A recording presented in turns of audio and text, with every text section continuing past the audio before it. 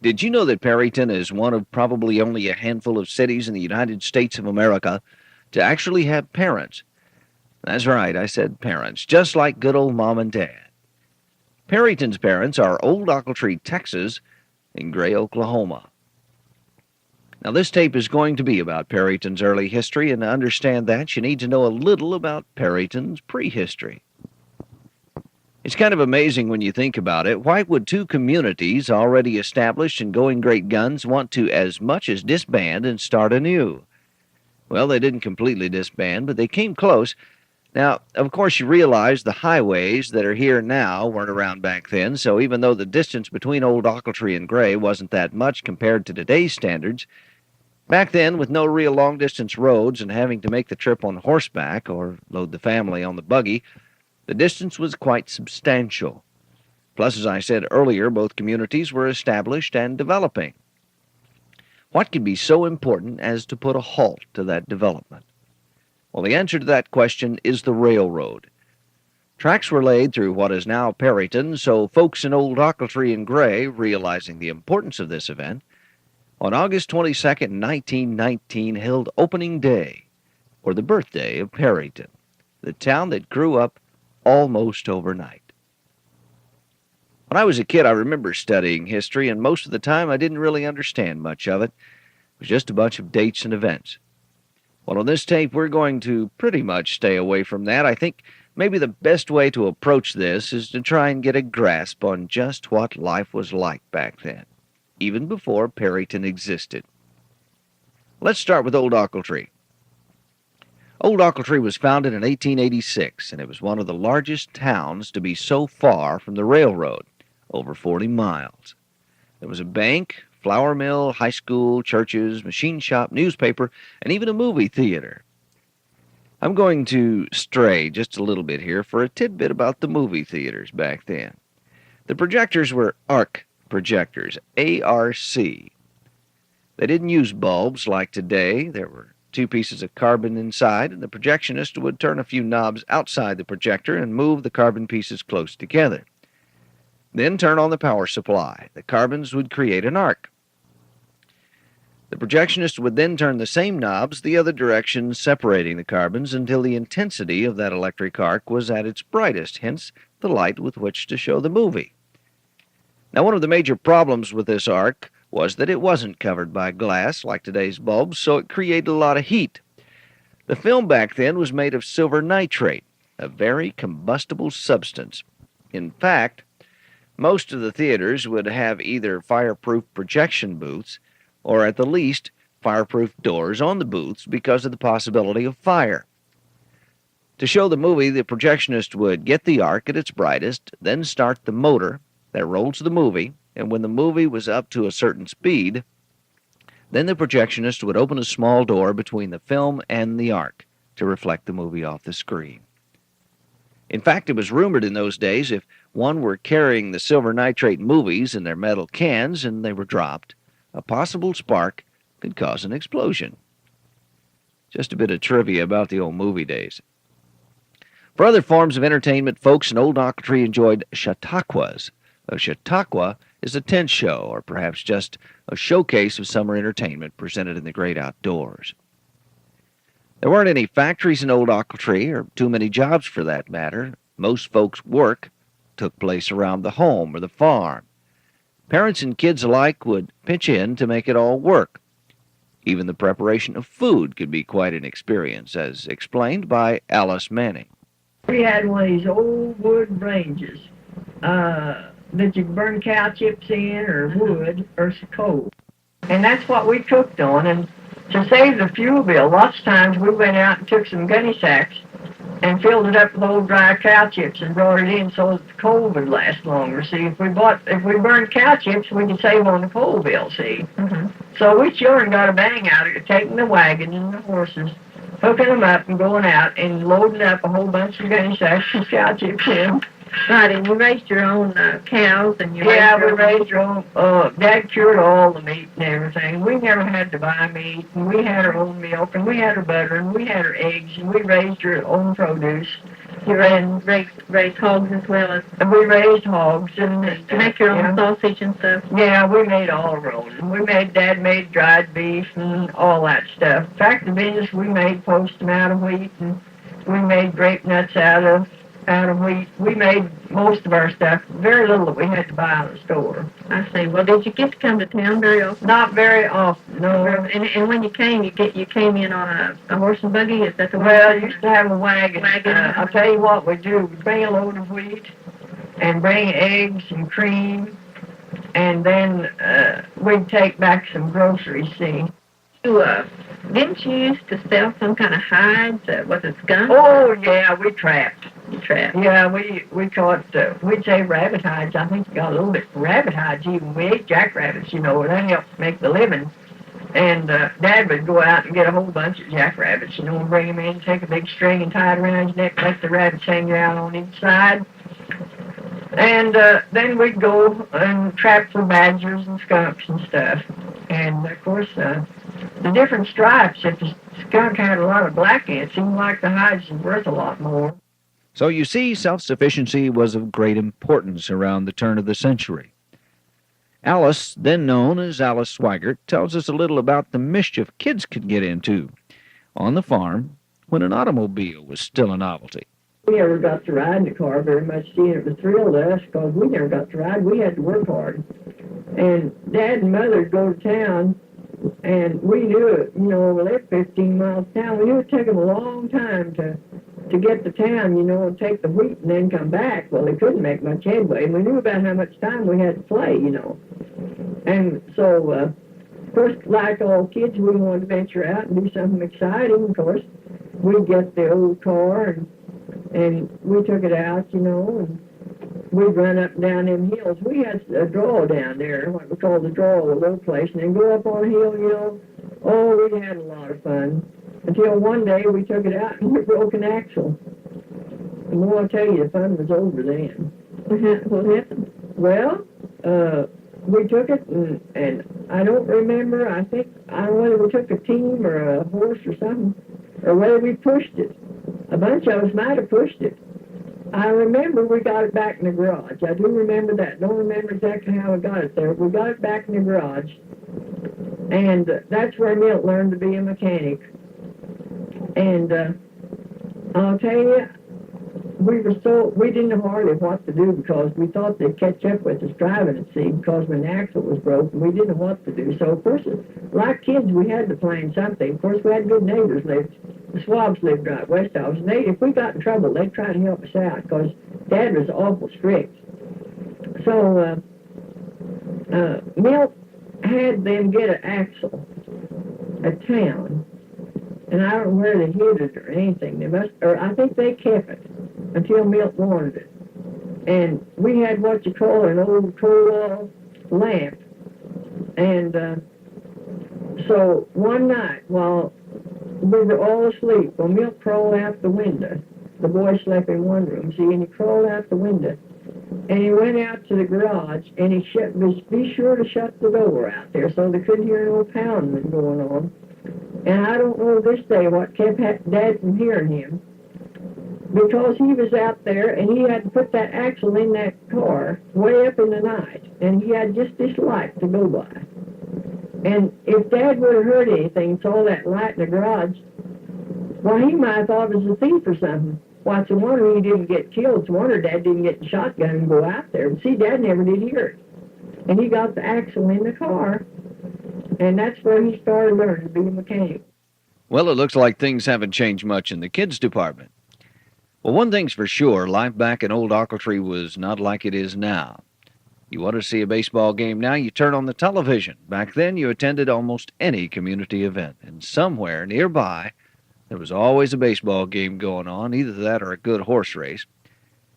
Now let's look at the other side of Perryton's beginning, Gray, Oklahoma. Gray, as you know, is 12 miles north of Perryton. And back in the early 1900s, Gray was also a developing little town. Of course, back in those days, when you talked about a community, you were also including the surrounding farms, because towns were small and actually existed to help maintain the folks living outside the invisible city limits. Farming and livestock were big in the area surrounding Gray. But inside Gray itself, there was a post office, mail, of course, being delivered by horseback. There was a couple of general stores, a bank, which later moved to Perryton, a hardware store, a grocery store, telephone office, livery stable, barbershop, dentist, and a one-room schoolhouse. So you see, Gray was doing just fine. As I said earlier, Gray was quite a community. It was growing and developing and doing quite well. Merrill Thomas McLean tells us a little about what it was like to live in the vicinity of Gray and how the one-room schoolhouse came about.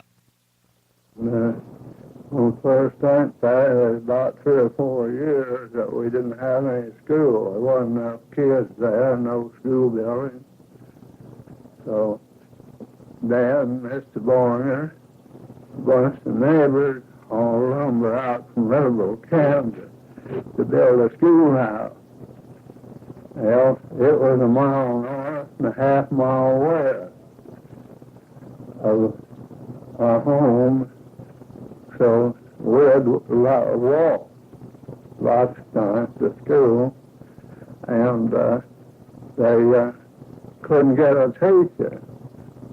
So a rancher there, they had a daughter named Jenny Simon.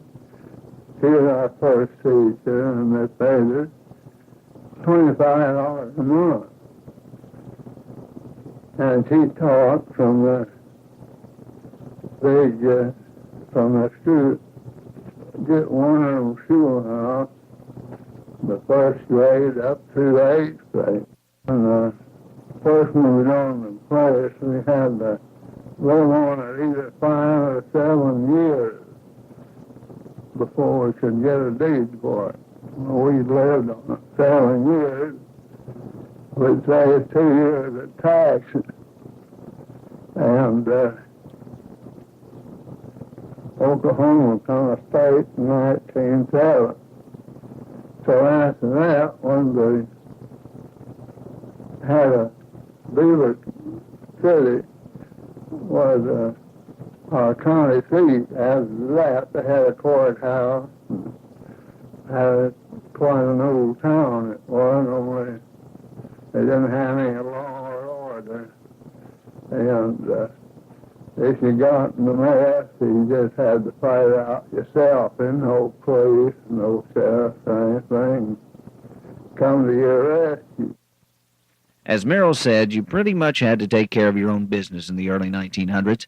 There weren't any police or fire protection. You fought your own battles, and neighbors would help each other whenever they could. Ruby Lucille Geiger, later Ruby Lucille McLean, Merrill's wife, also lived in the Gray, Oklahoma vicinity. She tells us a little about what it was like to live in the area as a child and a teenager. The most interesting things that I remember about that was the great snowstorms we used to have. We were just snowed in all winter long, and even way up into the spring.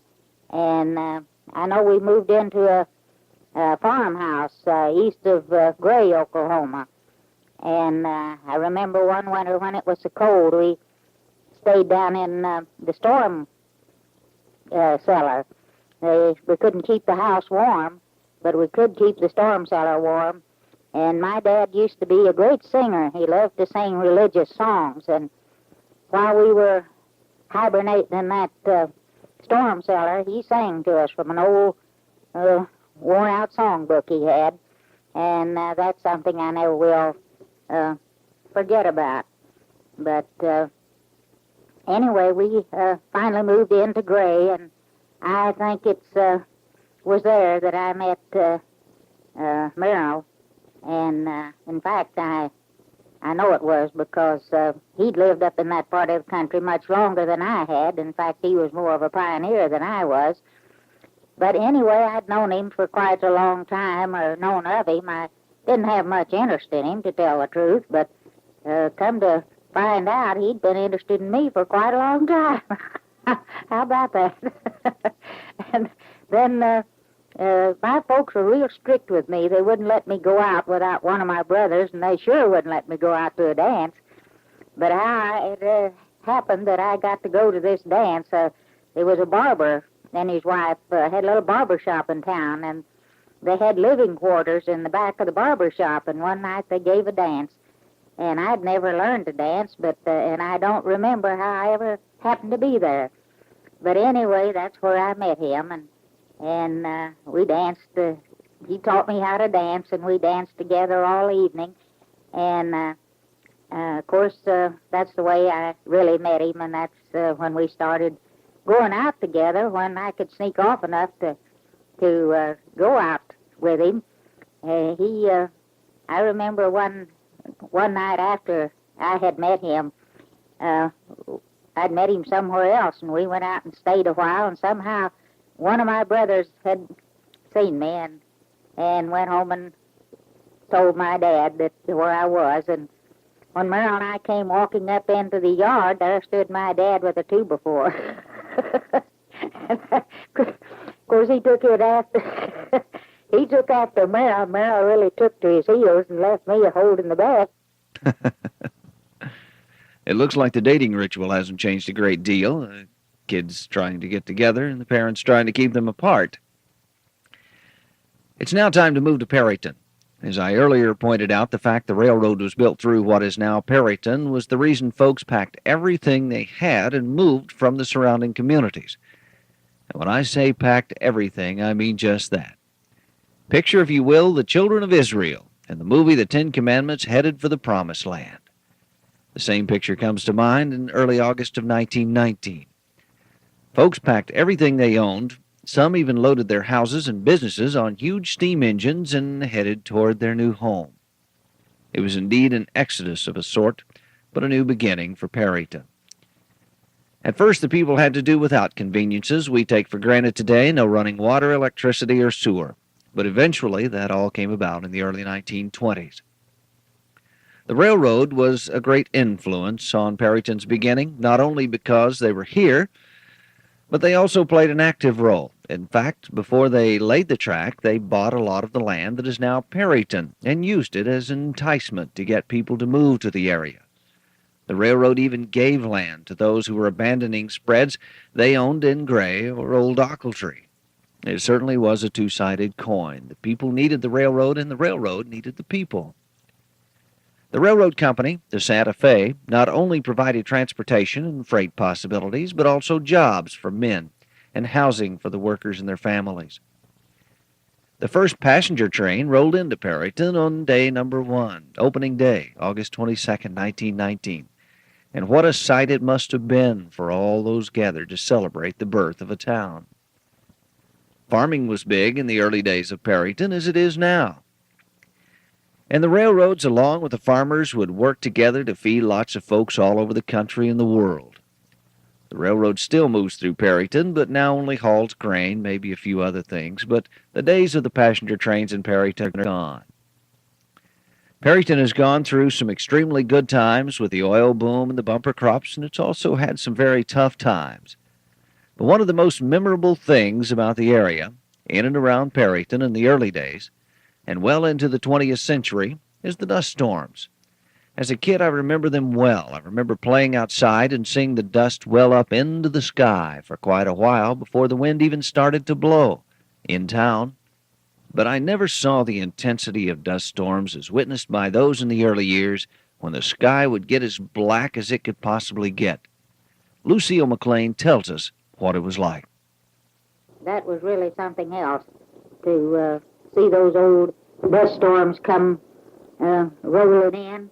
And once they got started, it just seemed like it was a continuous thing to have them almost every day. It was a very rare thing to have a clear day.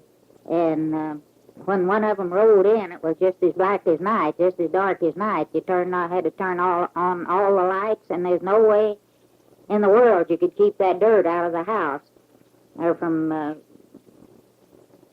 being so thick in the house, you choked on it almost. It just blew in around the windows and around the doors and spread out dust and dirt on the walls. It was so bad.